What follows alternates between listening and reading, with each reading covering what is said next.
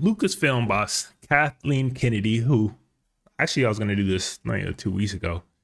It was rumored or basically reported that she was either being forced out or she was planning on retiring and stepping away from Lucasfilms and Star Wars kind of franchise as a whole. But she recently came out and did an interview and kind of set the record straight on what those rumors are about. Kathleen Kennedy speaks on her Lucasfilm plans. She is not soon retiring, and the films that will keep her in Star Wars orbit for years to come. So she did an interview with Deadline and one Mike Fleming Jr. But here we go. Like, let's check this article. I thought I'd seen it all in trade journalism, but the piranha-like frenzy in Kathleen Kennedy and the successor speculation that followed Matt Baloney's Puck report that Disney would putting her out to pasture is a new one on me. Baloney for years has been beating on Kennedy like she owes him money, and this week he reported Kennedy was retiring. I recall he essentially did the same thing more than a year ago, and yet here she still is producing the Mandalorian movie and prepping the Sean Levy-directed Star Wars film that Ryan Gosling is circling, as well as numerous other film and streaming projects with A-list participants. So right off the back, we got some beef. Not just beef between Kathleen Kennedy and the media, but beef between reporter and reporter. Like, people have said many times, fandom, especially Star Wars type fandom, can be very toxic. Not even said. It's facts. Star Wars fandom can be very toxic, and you got reporters beefing right now over Star Wars, which is crazy. A movie that ultimately was still aimed for kids caused this much vitriol and beef. Still, the trades followed with gusto, dishing speculative reporting on who might succeed Kennedy. The takeaway was chaos and that Kennedy was being pushed. The reality is different and far more orderly. I'm not gonna lie, like I said, a couple of weeks ago, I was planning on doing a reaction, doing a stream around that headline that Kathleen Kennedy is retiring and kind of speculating on who would be next and just kind of looking back at her career. But obviously, good thing I didn't right away, because she's coming here and setting the record straight and saying all that shit was a lie and bullshit and just tabloid bullshit, which, surrounds Disney and Star Wars as a whole.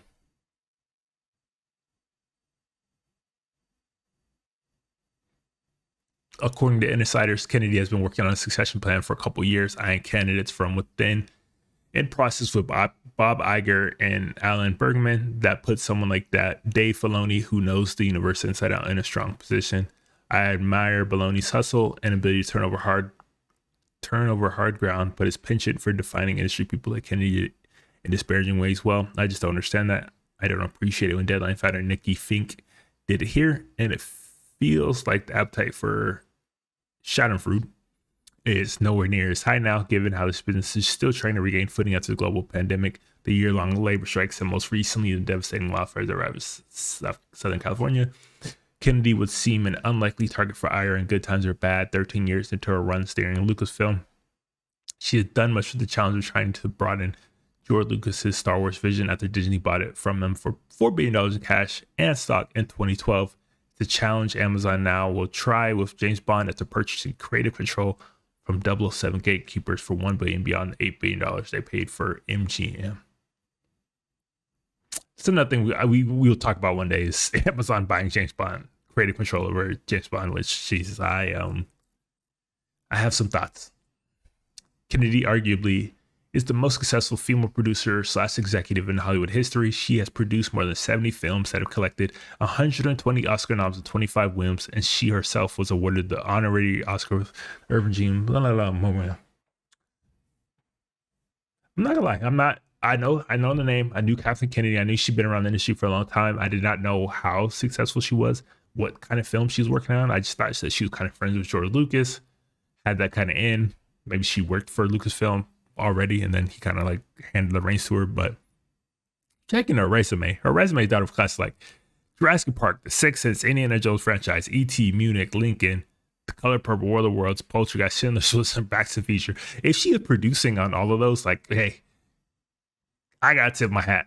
I might not be the biggest fan of what you've done with Star Wars, but that list alone, kind of solidifies you in Hollywood and the history of the industry, because those are some of the biggest, most beloved films that you can think of. Like, they are on a lot of people's critical list of all time, like all time critical list. Like, she's got a insane resume, if that is truly, like, I don't know if that's fully production or what, but like being involved in that and bringing that to life is, damn, I can see why they would put it in your hands and think it'd be kind of safe, because she put in work. She definitely put in work.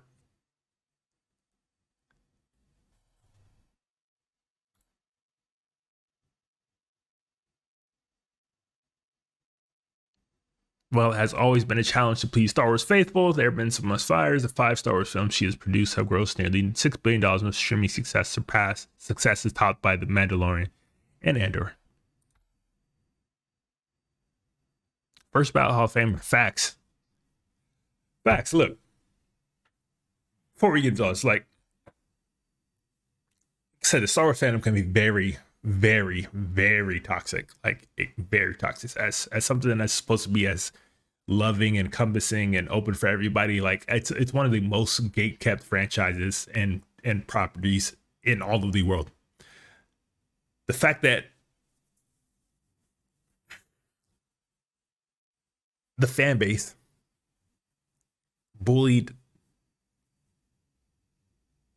belittled, shit on the actual creator of their favorite thing ever, to the point that he said, fuck it, I'm not making any more films or anything else, and I'm just gonna hand this to Disney. I'm done with this. I'm done with my creation, because the fan backlash was so crazy. Should let you know something. So I'm not surprised to see them so aggressively, so vehemently go after Kathleen Kennedy, because they did it to the creator. They did it to the actual person. Like, they literally bullied the creator and said that this is not what we want. This is not what we want. This is not the Star Wars that we love. But it's his Star Wars. He created it. He can do whatever the fuck he wants to do with it. If you don't like it, you don't watch it. But you don't have to continually bash and shit on this person for as long and as much as they did. To the point where he said, fuck it. Disney, here you go. So again, not very surprised to see Kathleen Kennedy get the amount of shit that she's gotten since she's ever been on board. And that's not to say that she's done just absolutely phenomenal job, because I hate the new trilogy. It's not for me. I thought the first one was pure nostalgic bullshit, nostalgic fan service bullshit, which was only amplified even more in the third film. And I thought Solo was terrible, but Rogue One of my favorite Star Wars films of all time. Of all time. The Mandalorian, clear banger. Andor, one of the best TV films out there. Not just Star Wars, one of the best TV films, period. Not to mention, she's got some very interesting kind of animated series out there that very good. Cannot lie. Very good. So yes, while it is hit and miss, like all film, like all franchise in the history of film, she still did produce some good shit. She did give us Grogu. She did give us Andor. She did give us Rogue One. So I can't shit on it completely, because there was some good in there. But you leave it to any fan, you leave it to a blog, you leave it to any of these think pieces, these editorials that have constantly gone up on YouTube like every month. You think that should be the worst thing that has ever happened to Star Wars? Are we forgetting Jar Jar Binks? Like, it got so bad that people literally were like, you know what? The prequels weren't that bad. Like, people literally were apologizing to George Lucas after you basically ran him out of his own franchise. That's why I always say, if you're creating something, you should not do it for the fans. You should keep them in mind, But that shouldn't be the reason why you're creating something. They shouldn't be, oh, this is gonna get them. No, you just have to take chances and create what you want to create, what you love, what you appreciate. Because 10, 15, 20 years down the line, they'll have a retrospect and be like, you know what? Revenge of the Sith is actually one of the best films of the entire franchise, which I believe. Facts. But here she is.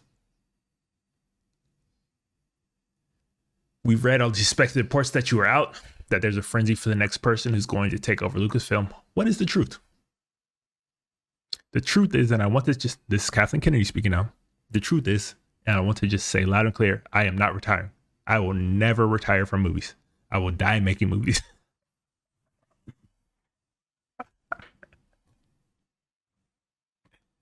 Bruh. Hey, you know, there's some fans out there punching their goddamn screen reading that shit right now. Not only did she say I'm not retiring, she quadrupled down and said I will die making movies.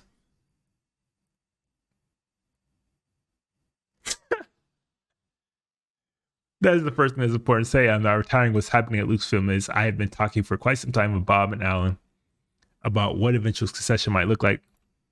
We have an amazing bunch of people here, and we have every intention of making an announcement months or a year down the road. We are in lockstep as to what that's going to be, and I'm continuing. I'm producing the Mandalorian movie right now, which I don't know how I feel about that. I don't know how I feel about a Mandalorian, but it's coming. I'm also producing Sean Levy's, is it Levy or Levi? I think Levi's movies, which is after that. Some continue to stay looks for a look and looking very thoughtfully about now as to who's stepping in. So that is all in a way. I mean, it's got to be only one choice, right? It's got to be Dave Filoni. The man knows Star Wars, and he knows how to balance creating something that fans will love and creating something good and original and different than what has already been out there, while still respecting everything that came before it.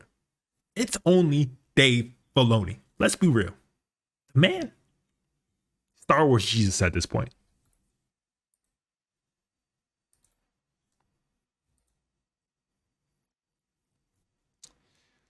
Let's keep going.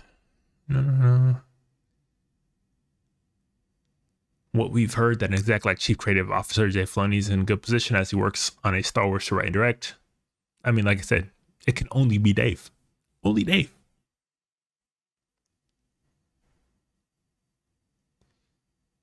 How far down the road do you expect before change is made? We'll probably make an announcement months or a year out. Okay. So it could be a couple years before she steps away. The connotation is that you're being pushed aside in need of being replaced. But that's not what I've heard. It's absolutely not the case. It cannot be further from truth. And everything that we do inside of Lucasfilm is in lockstep and in communication with Disney. We all know what's going on. The communication has been completely collaborative, as you would expect. This is a big piece of business for them, and they want to empower me to help them make that decision and that choice. I'm doing that.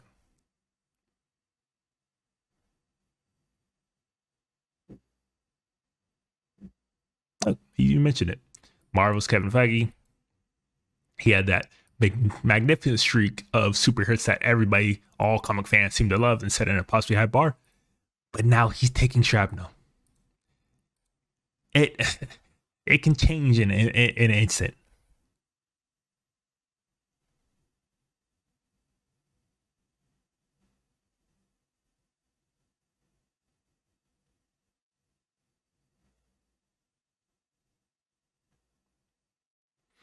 So I mean, that's the core of what I really want to talk about, is that she's not stepping away. She reiterated she's going to die making movies. She might die making Star Wars movies. She is looking to the future. She's looking to find a successor, which, like, I mean, let's be honest, it can only be Dave Filoni. But whoever steps into that role better be ready, because they will come for you too. Their rabid fans will come for you too.